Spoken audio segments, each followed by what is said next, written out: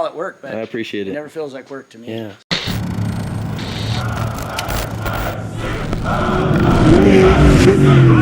We're back up in Hesperia at Rob John's compound. We're going to cover the F100 of Mike Linares.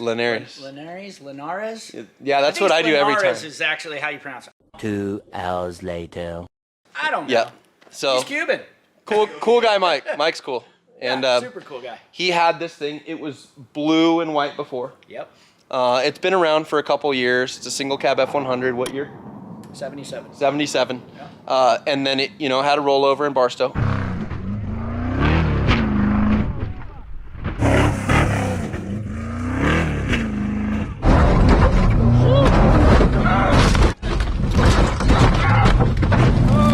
It's a really stunning red. What is the red? It's Viper Red. It's Viper Red. Yeah, what does that mean? They had different colors for different years, but okay. Dodge Viper Red. It's gorgeous. That's all It I is.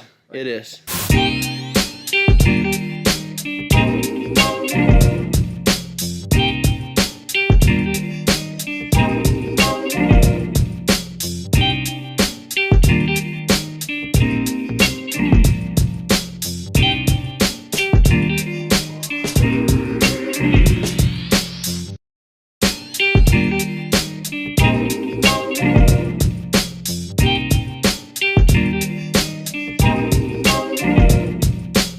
Yep, and so we built it for its purpose then, and there has been refinements, The cage was stuff that I did originally. A lot of the back half, the fuel filler on the other side, all of the interior cage.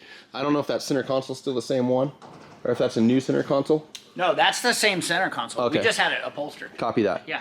So I think we made some mods for like the turning brake handle, little things like that, and then just had it upholstered. But this was one of the first trucks I myself got to work on in the off-road industry and get paid to do it, not just as a hobby. Which I didn't even know that, so that's rad. Yeah, so when we got the truck and it was blue, there was nothing wrong with the chassis. The issue was someone had put bigger shocks on it. What happens is the body of the shock becomes longer and it just chews up shock shaft. And so since the mounting point's the same on the top, it has no more up travel left. Yep. So it had like 3 inches of shock stroke at ride height. Which is in the bump zone. Yep, totally in the bump. Yeah, so it just doesn't work that way. Exactly. So what we did initially, our very first thing that we were implemented to do by Mike was just raise the upper shock mounts. Well, Mike didn't know. He just said, hey, how do we fix it? I said, well, we just raise the upper shock mounts. Use the same shocks. There's nothing wrong with them. They're fine. We moved the bump cans up, and we just pushed it as far as we could possibly get it up and not change the chassis. The links are still Camberg links. Yep. Everything is powder coated gloss black, which is, we'll talk about that because that's the rebirth. Right. So you did the upper shock mounts, right? Upper shock mounts. So we got with Roy from ODR, and he did the 10-inch ring Gearworks housing for us. Yep. Gearworks case. That's what we changed in the back. In the front, we ended up just messing around with the bypass, and we had a small issue of the shock mount starting to tear off of the overlays on the beam, so we just strengthened that area up a little bit. Yeah, and I remember these and then beams. We braced out some of the steering stuff, like we were having some issues where the swingers being on the inside was tearing off the frame a little bit, so we boxed that in, plated that in, braced that stuff up. So the shocks, I mean, when this thing left Jamie's, it had a Fox 4.4 in the back, I think, or a 4-inch. Okay. Is that what's going on this now? I think, yeah, they're 4-inch bypasses, 3-inch coilovers. All the way around? Yep. Okay. And then what else I noticed too is the coating on the shocks looks way more fresh and different than it was. Around when we redid it this time, the shocks were the standard, silver stainless. Yeah. And so I wanted to Cerakote them a color just to give it a little bit more pop and contrast against the black and the red. I wanted to throw one other color in. What else before the thing went out and got rolled? Luxury interior. We put a tilt column in it. We upholstered the inside, covered the dash. It's a Fiberworks dash. We added switch pros to control, the lights and some of the other functions. Heated seats. We put heated seats in it from PRP. Holy LCQ screen. Maruzi came up and put the Sniper fuel injection kit on it for us. And the stitching's all done. Is this done by Rudy? Yeah, Rudy's custom upholstery. Having something like that where you can program this keypad to have a code, just like you're opening your phone, that's such a huge thing for leaving the thing out in the desert or whatever, and not being, a lot of these trucks, they have like a key or they just have an ignition. Yeah. Where you just turn it on and the pumps come on and the fans come on, and then boom, you could literally just take it and drive it away. And it's like at least that gives you a little security, and it's also tamper proof, so nobody can get in there. A drunk guy can't get in and just smash the thing and do bad things. Because you know how our friends are. They're happy to drive your stuff around camp. People in the desert, in general. Yeah. Yeah, so that's the OG cage. Yeah. I remember when I was at Raceco, we kind of made that executive decision to just do one tube down the middle just to kind of keep it clean. Yep. You know, it's all 2-inch, 1 3/4 stringers. You know, before it went to paint, you had to put a new cab on it, or did you just, where'd you cut it? How'd you do the repair? We grafted a bunch of stuff on. So like this portion of this cab right here was replaced, but on the other side, it was not. This was, you know. It was intact. The whole roof, this section of the A-pillar where the door is on, I can't remember at this juncture, this side was okay, but the other side was not. Gotcha. So the whole firewall was replaced, but the floor stayed. We just drilled through the spot welds on the pinch weld of the firewall and just replaced that upper portion of the firewall. The cool thing, especially for you to hear, is when we pulled the roof off, the cage was perfect. There's nothing wrong with the cage, so that was cool. So yeah, so all new glass, a bunch of new cab sections grafted in. We added considerably more bracing to the front. Yeah. What did happen was the right front frame horn, it bent up like 1 1/4 and in about 3/4 of an inch. Yeah. The reason it did that is the frame was still C-channel.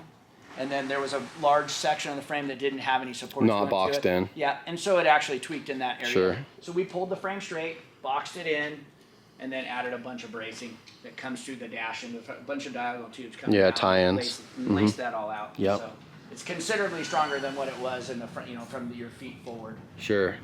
And then in the back, when it rolled, it must have took a hit on the right rear because it pushed all that rear section over. But the bulk from the bulkhead above the center line of rear end was perfect. Forward was perfect. Just that back section. Sure. So that's why I took the opportunity to say, okay, hey, let's do a flip up dual spare like we always like to do. Let's go look at that. Put a big trunk. Yeah, we did a radius too, just kind of slimlined it in a little bit. Just a quick release pin.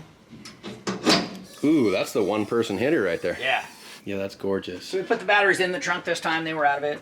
Just helps keep them cleaner. A lot of people make these trunk storage areas where they might just be paneled on the the outside, and there's still like a real loose seal. It's not like a complete seal. Gotcha. And what I like is you have this inner bin that's got like a weather strip on it. So there's not just the outside panel, which is kind of just an enclosure panel for dust and debris and rocks and but there's also this sealed container. Yeah, it's a full box with this reveal on the top, and then we just put this gasket on the reveal right there, and it seals to the lid. Perfect. And it seals tight, like real tight.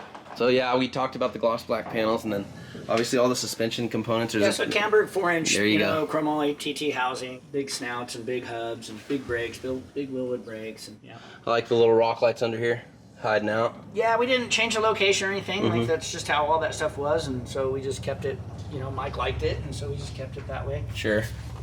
We changed some of the fuel system around, and I think it had an external A1000 pump that wasn't in use actually on the back of the chassis. We got rid of that and just put filters there. It's gorgeous. I think the one thing we need to do is just pop the hood and then scope that part out.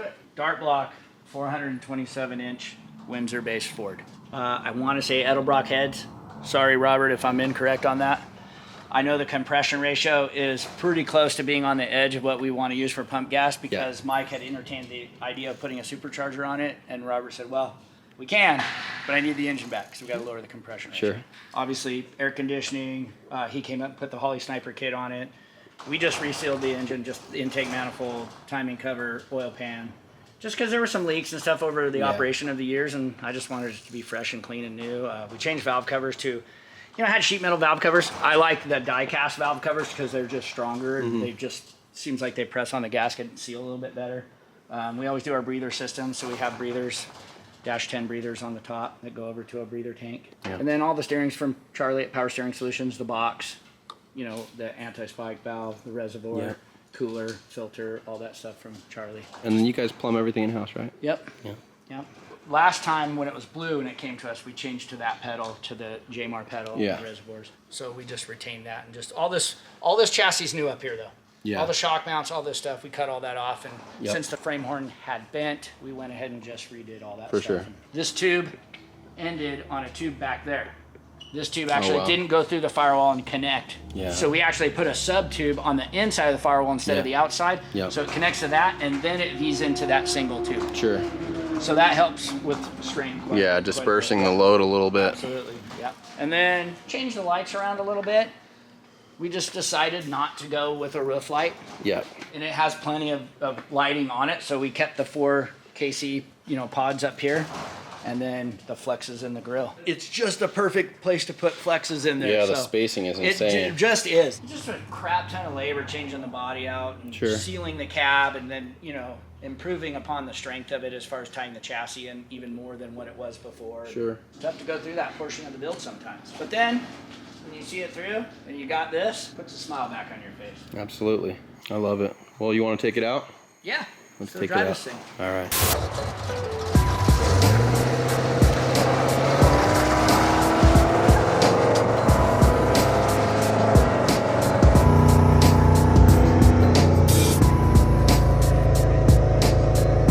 Now, this is literally the first drive in this thing since we finished it. So Yeah. Badass. just checking everything to make sure everything's working. Yep.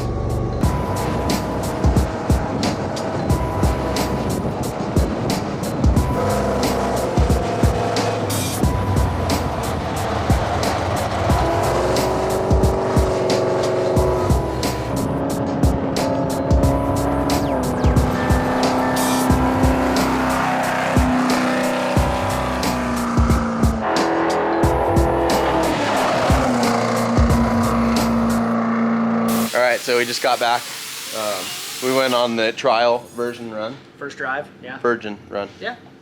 And it's just the same as everything else with Rob. It's super impressive. Everything has fully gone through. The cabin doesn't make a lot of noise. I didn't hear the bypasses at all. Yeah. It almost feels like you're just in like a restored hot rod where you just hear your motor, and that's it. Nothing else. The steering's super tight. The brakes are good. Everything's good. I'm just impressed with when you drive it. It's like driving a brand new car. Like it's is. tight and it's not all rattly, and I don't know. It just what these things are capable of in the dirt, and then you get back on the highway and it just drives like a regular car. Always blows me away. That's the best. It is super cool. Yeah. And the other thing. One of my favorite things. The other thing noted too is that the air conditioning in this one, yours takes a little longer, I think, because of the cabin space. Yep. This one rips right off the bat. It's hot out today. Yeah. And it was ice cold, right off the bat. Got cold right away. Yeah. Which is cool. Super cool, Rob. Again, thank you for having me up here and having James up here and just the hospitality, and I love it, man. I love seeing you, fun. and I love seeing the builds, and they're so special, and I just love that everything is touched, everything has just been gone through on it. Where you look at it and you can't find spots that aren't unturned. Well, at least I can't right off the bat. There's always those spots that Yeah. the builder knows about. Sure. but No, I just have a good team, man. I have Yeah. a good crew of guys. That's Yep. what makes it happen. Work with the best vendors. Like, it's rad, man. Oh yeah. You're supposed to call it work, but I appreciate it. never feels like work to me. Yeah. So Hey, thank you boys for being quiet. Sorry, were too loud? No, you're good. I'm just saying thank you to the team over here. yeah, no undertones of sarcasm. That was legit. I know it's always sarcastic with my voice, but it's okay. Great job, fellas. So, thank you all. Rob, thank Right on. you. I'll Thank see you later. guys.